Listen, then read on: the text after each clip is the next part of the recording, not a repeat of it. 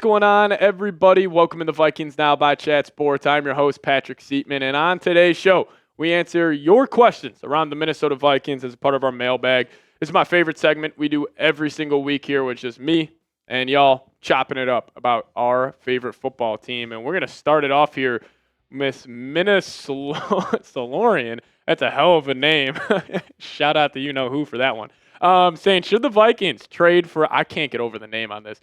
Should the Vikings trade for Jalen Ramsey? I think they should. I think if it takes a third-round pick to get that deal done, I think they should take the flyer on him. I understand he's older, but he still had a very good year last year, still a very willing tackler in the run game, which would be huge for Flores. So if it takes a third-round pick to get Jalen Ramsey, I'm probably in on it. But if it's anything more than that, I think I'd pass, even though there are reports that Ramsey could go for a fifth. Apparently he's not too liked in that Dolphins locker room, so – but also, I think if he comes to the Vikings, that would be squashed right away. But, hey, for a third, fourth, fifth-round pick in 2026, considering the Vikings are getting 2 comp picks, I say they take the chance and trade for Jalen Ramsey. Abby SKOL, let's go. Love this question. Love this question. This is what everybody's talking about. This is what all Vikings fans want to know.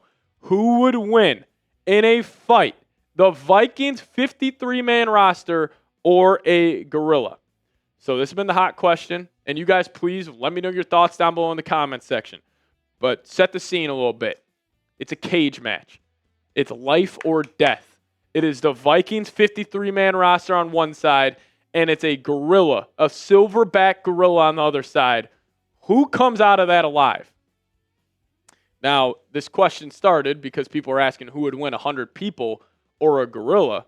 And I was in the camp that the gorilla would smoke the 100 people. But as I started learning more about gorillas the past couple of days, apparently they get tired very fast. So my strategy for the Vikings here would be you send out the offensive line. So you got about 8-9 guys there. You also pair C.J. Ham there. You pair Ivan Pace there. And you got like a solid 12-man unit. And they all storm the gorilla right away. And then on the back half, your second line, you're going like the Hargraves. You're going the Van Ginkles, the Grenards. Get those defensive linemen in there, and they really start to put a beating on them. Now, hopefully the gorilla is beat up bad at that point. Because I don't want the Vikings, like let's just say the offensive lineman and the defensive lineman get killed right away, and then you're rolling in there like, imagine if Will Reichard has to go face-to-face with that gorilla.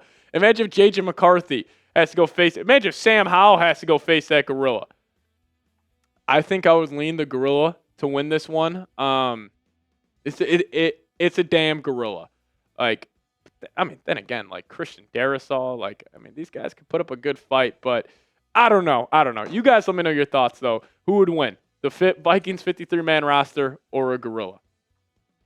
Hunter VD coming in with the next question, saying, why does everyone doubt JJ? He proved everyone wrong. I just think it's because of, like, the Michigan offense.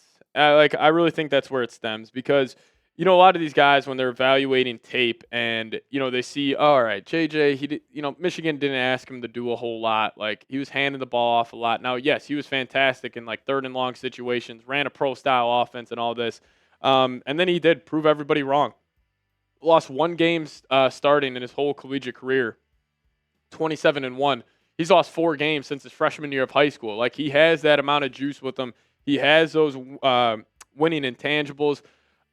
Honestly, I think it's just because of, like, a couple of viral games from JJ, like, in the negative way, where it's like, oh, the Penn State game, he didn't throw the ball a single time in the second half.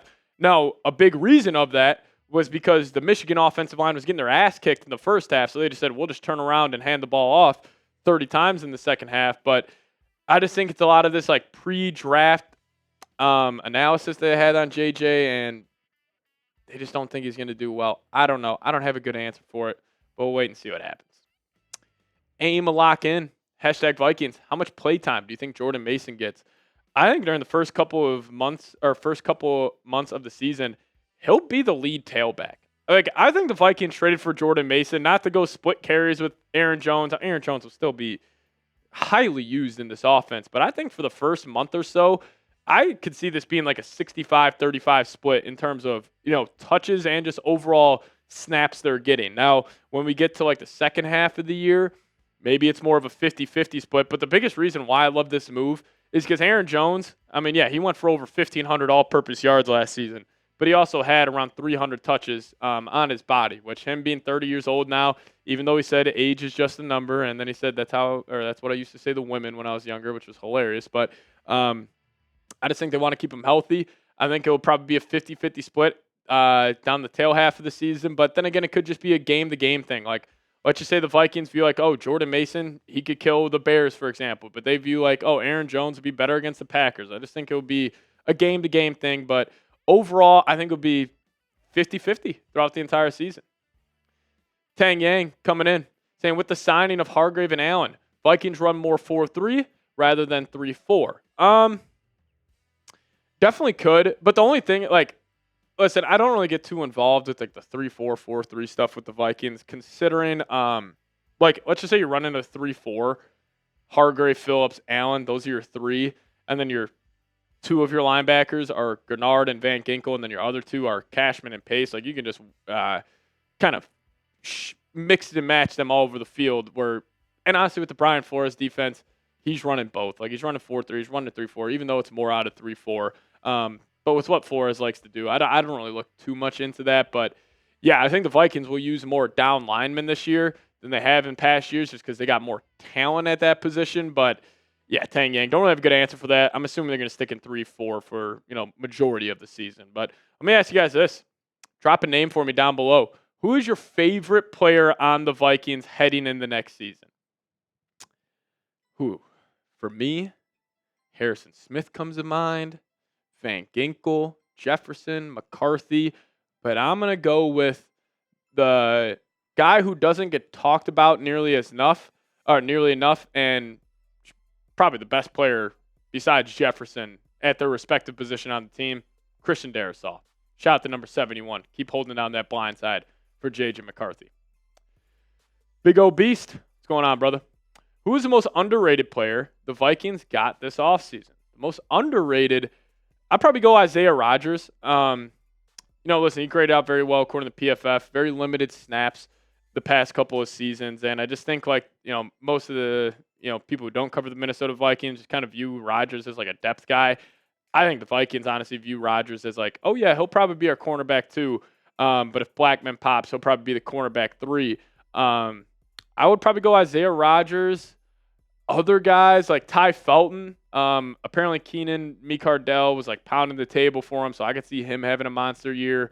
Like the main 4 of like Kelly, Fries, Hargrave, and Allen aren't really underrated signings. So I'll go Isaiah Rodgers. Also, I'll throw Rondell Moore in there as well. But shout out to Big O Beast. Daniel Parker. Could Justin Jefferson fill in at quarterback for a game? I'm pretty sure this is Kevin O'Connell's burner asking this question.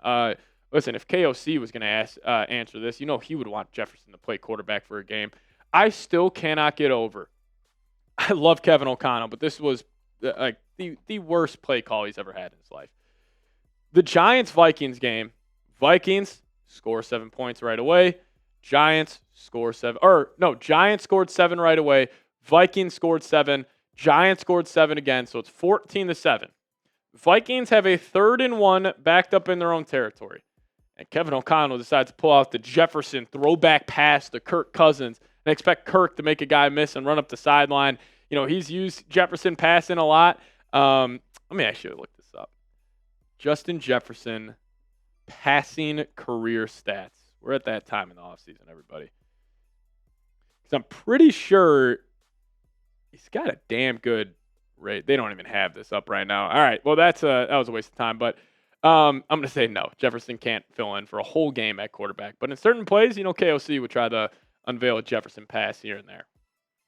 Thomas coming in saying, what was your favorite first-round pick in the draft by any team? Love this question, Thomas. Favorite pick? It would have to be Tyler Warren for the Colts. Listen, I thought Tyler Warren and Colston Loveland are generational tight end prospects. Shocked that the Bears took Loveland at 10. I actually love that pickup for him. But the fact that the Colts were able to stick and pick at number 14, I think that was a steal. I think Warren's going to be an absolute stud in the NFL. So my favorite first-round pick was Tyler Warren, pick 14. Trying to think of any other picks I liked. I like the Chargers getting Amari and Hampton. That was a very good pick for them. Yeah, I'd probably say Tyler Warren to the Indianapolis Colts. Now we'll get into more questions here in a second, but quickly, if you guys want to get a JJ McCarthy jersey today, head to chatsports.com/Vikings jersey. Click that link in the comment section and description of today's show. The number 9 jerseys are going to be hot at US Bank Stadium this season. So if you guys want to rock one as well, chatsports.com/Vikings jersey. Ryan Manley, what's going on, bro? You covering the Super Bowl from the actual game if the Vikings make it? I would be down there for the media week, but for the actual game, we'll be back up in the studio doing a watch party for it. But yeah, I mean, I would be down there asking Vikings players questions here at Chat Sports. We've gotten credentials the last couple of seasons, so that was very cool. So if the Vikings make a Super Bowl, I'll be down there. It would be awesome. Let's just focus on winning a playoff game first, Ryan, and then we'll talk about the big old game in the future. Corey Miller saying, which UDFAs do you think could make the roster, and who do you think could be full-time starters in years to come? My favorite guy was Tyler Batty. You also got Logan Brown. I don't know if Logan Brown, the Kansas offensive tackle, maybe that could be a Brian O'Neill replacement in the future. But you also got Joe Huber, interior offensive lineman from Wisconsin. Maybe he could end up starting at guard. Maybe Oscar Chapman, the punter out of Auburn. Maybe he could start over Ryan Wright. Maybe that could be the case. But Corey, I like Tyler Batty. Silas Bolden, speedster out of Texas. He's another guy. Joe Huber, and then also Logan Brown, offensive lineman out of Kansas. Jacob Dong, what's going on, man? Pat, what do you think about the Ginkle Deal? I like it. I know people are freaking out, being like, oh, what does this mean for Dallas Turner? I don't think this means anything for Turner. I think the Vikings are saying, hey, Van Ginkle, we signed you to a 2-year, $20 million deal. Last offseason, you're incredibly underpaid. We'll pay you. We'll make you happier heading into this year. I mean, the fact that he was making $10 million a year and he was a second-team All-Pro at the edge spot, he was the most underplayed player on the roster. And just, think about this in life. Like, if you're at a job and, you're not making as much as other guys, but those guys aren't, making as much as you are, like, you're going to feel slighted. So I think the Vikings just said, hey, Van Ginkle, we know you're killing it. We know you're doing a great job. We'll take care of you. Harvey Buckton. Oh, let's see what this is. Harvey, what's going on, man? Are you happy, or are you now happy the Vikings didn't trade back after the completion of the old SKOL Vikings? And love the channel and great host here, Harvey. I appreciate you. I am happy the Vikings didn't trade back, Harvey, mainly because I like the Donovan Jackson pick. You finally took an offensive lineman in the first round. You solidify that side of the football where really there is no weak position on the entire roster offensively now. Probably the weakest spot is like center with Ryan Kelly, like just because he's older and has some injury history. But yeah, I like the pick, even though I would have liked them to trade down. But hey, if Donovan Jackson hits, we're not going to be complaining whatsoever. But Harvey, I appreciate you, Brody. Victor the Viking. Shout out to Victor in the chat. What up? Who is the biggest X factor on the Vikings roster? I'm going to go Byron Murphy Jr. on this one. Now, you could go Mekhi Blackman, Theo Jackson. Like, these guys are going to have to step up. But I think if I had to pick a guy, like, take the next level in their game, it would be Byron Murphy. Like, go be a top 5 corner. Go be, one of the best nickel corners in the league. Like, I think that would be huge for this team. Maybe a guy like Will Fries, like, if he ends up being one of the better guards in the league, that would be huge. But that's probably what I would say. Byron Murphy Jr., Will Fries, one of those two guys.